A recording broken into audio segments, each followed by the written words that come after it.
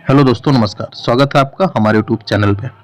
तो आज मैं आपको बताने जा रहा हूँ कि सीटेट जो 2022 में होने वाला है आपका कैसे निकलेगा। कुछ मैं आपको टिप्स देने जा रहा हूँ, वो आप दिमाग में हमेशा उसको रख लीजिए कि कैसे हमारा सीटेट निकलेगा, और ये चीज़ें ध्यान में रखते हुए आप पेपर दीजिएगा।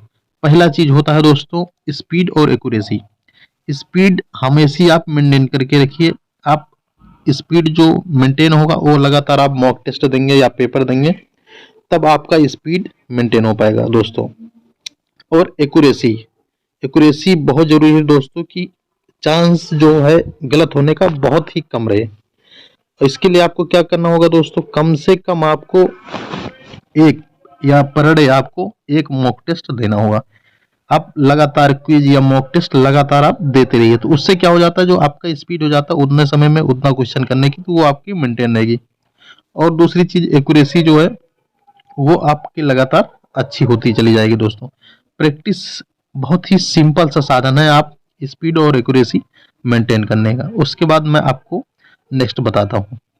फिर हाँ आगे बोल। नहीं पता। बता ना भाई भाई भाई मेरा भाई बता ना क्या करेगा यार? तू क्या बता ना करेगा? मेरा बता अच्छा, बता, अच्छा, बता, बता। उसके बाद बात करते हैं दोस्तों टाइम मैनेजमेंट का। टाइम जो है मैनेजमेंट, ये आपका एक बहुत ही महत्वपूर्ण भूमिका निभाता है कि अगर आप टाइम से सब कुछ करते जा रहे हैं तो आप समय नहीं गंवाना। अब टाइम मैनेजमेंट का मतलब लोग गलत समझ लेते हैं कि टाइम मैनेजमेंट कैसे करना है। टाइम मैनेजमेंट का मतलब ये है तो दोस्तों कि जैसे कोई सवाल अगर नहीं आ रहा है तो उसको आप उस पर समय नष्ट ना करें, उसको वैसे ही चिन्हित कर दें, बाद में छोड़ दें। अगर आपके पास टाइम मिलता है तो दोबारा उसको सॉल्व करें, अगर नहीं मिलता है तो कोई बात नहीं है, उसको आप स्किप कर सकते हैं दोस्तों।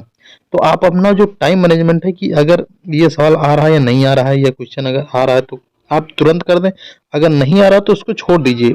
व्यर्थ समय उसमें मत गवाइए दोस्तों, क्योंकि ये टाइम ऐसे क्वेश्चन आ जाता है कभी कभी कि नहीं हो पाता है, तो उसको छोड़ देना चाहिए। क्या बात है सर, क्या बात है सर, क्या बात, ये बात है।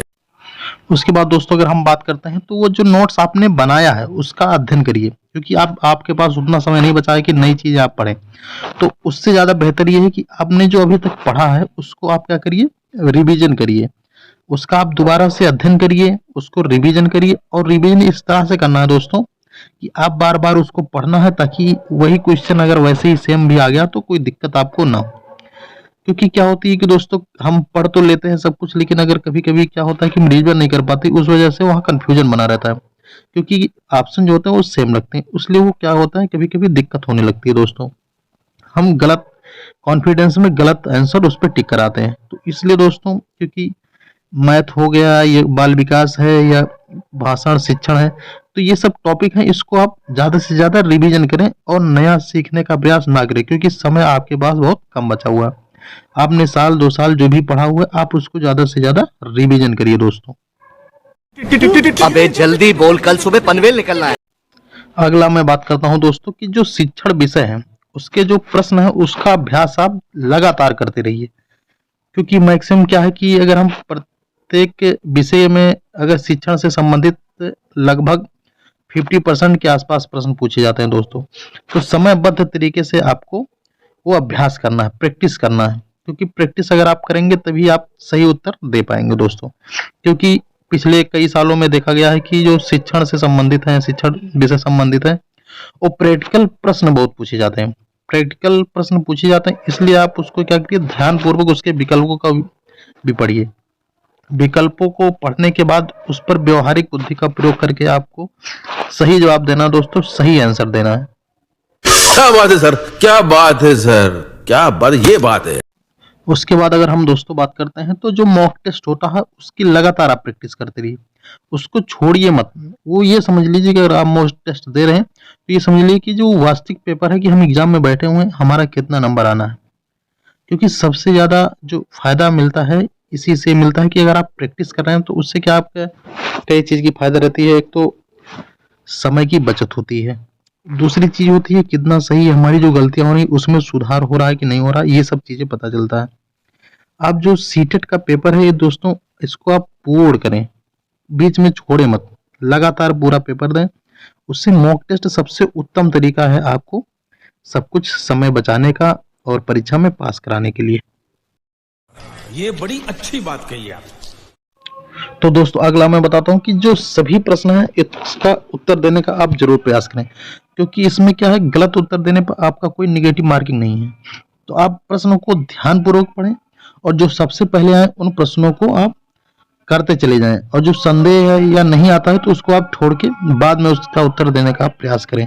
ध्यानपूर्वक आपको पढ़ना है दोस्तों। क्वेश्चन क्वेश्चन पढ़ेंगे तभी आपको आंसर क्लियर मिल पाएगा, क्योंकि हो सकता है आधा पढ़ें आप और तुरंत आंसर आपने टिक लगा दिया तो गलत होने का चांस ज्यादा रहता है। तो ध्यानपूर्वक आपको प्रश्न पढ़ना, उसके बाद आपको उत्तर देना है दोस्तों। बिना भी प्रश्न पढ़े आप उत्तर देने का प्रयास बिल्कुल भी ना करें, ये गलतियां आपको नहीं करनी है। ये बड़ी अच्छी बात कही आप। दोस्तों मैं लास्ट आपको टिप्स देने जा रहा हूं, लाइन से आप ध्यान से सुनिएगा। किसी भी प्रश्न का अधिक समय व्यर्थ नहीं करना है, किसी भी प्रश्न पर। दूसरा चीज, जो प्रश्न आ रहे हैं उसको आप सबसे पहले हल करें और कम से कम समय उसमें लगाएं। प्रश्नों को बहुत ध्यान से पढ़ें, अपने आप पर विश्वास रखें और सकारात्मक सोचें।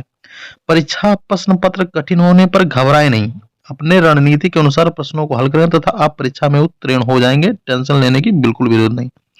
पिछले कई सालों का अगर आपके पास प्रश्न था तो उसको अभ्यास कर लें। तो दोस्तों ये कुछ महत्वपूर्ण टिप्स हैं, आप बिल्कुल भी परेशान ना हो, आसानी से इसको सॉल्व करिए और ज्यादा से ज्यादा नंबर पाने की कोशिश करिए। इसी के साथ मिलते हैं आपको नेक्स्ट वीडियो में। तो वीडियो को जाते जाते लाइक कर दीजिएगा, शेयर कर दीजिएगा और चैनल को जरूर से जरूर सब्सक्राइब कर दीजिए। धन्यवाद।